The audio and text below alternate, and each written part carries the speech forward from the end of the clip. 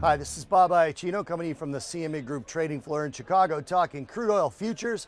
Big rebound today in crude oil, big jump. WTI jumped above $51, reaching about that $51.5, $51.22 rather, on the high, being up 2.6% on those highs at $51.22, coming back off and closing only up about a little over 1.25%. Again, it was up 2.6% on the highs. Now, most of that jump came off of the news that King Salman from Saudi Arabia was visiting Moscow, and the two countries signed several joint agreements, some to do energy exploration and experimentation, others had to do with technology, nothing directly related to oil production. However, this is the first time that a Saudi monarch has visited Moscow and has sat in Moscow with the president of Russia, as he is now with Vladimir Putin.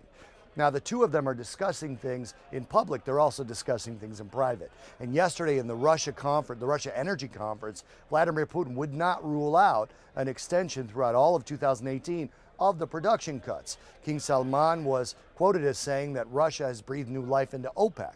And that is the case if they're seen as collaborating on production cuts in the future. Now you've got two of the three largest producers, and there's only three producers that approach 10 million barrels a day. There's Saudi Arabia, there's Russia, and there's the U.S. So if those two are colluding on production cuts or collaborating on production cuts or increases, they will control the price of crude oil as much, if not more, than shale production. So this is a very big development in the crude oil markets. We backed off a little bit in toward the end of the day, but if any more announcements come out, we'll probably get a rally again tomorrow. But just the two of them meeting in this historic meeting in Moscow is enough to add strength to the crude oil market that we saw today.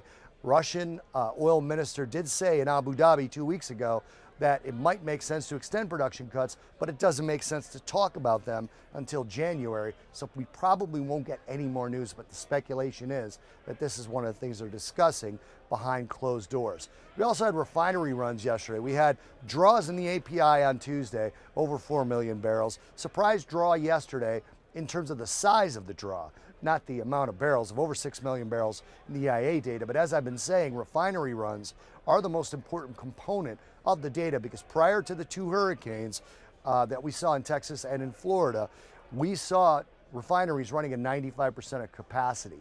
They went to 77.9, dropped to 77.7. We're up above 83% last week, and now they're at 88.1% of operating capacity, which means they're going to be drawing crude oil. So we did have a draw expected in the EIA, but the draw that we got was a lot larger. So it stands to reason that potentially the refineries are confident that they're going to get above 90% at the next reading of refinery runs.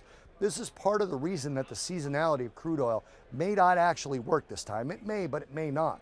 Normally in October, crude oil is a flat to slightly higher month, and then it just collapses when the end of the summer driving season starts adding stocks to the crude oil supplies, crude oil inventories. That has a chance of not happening this time, because early on in October, generally the seasonality is much lower, and right now we're not only sideways, we're a little bit higher in crude oil. This is Bob Iaccino talking crude oil futures from the CME Group trading floor in Chicago.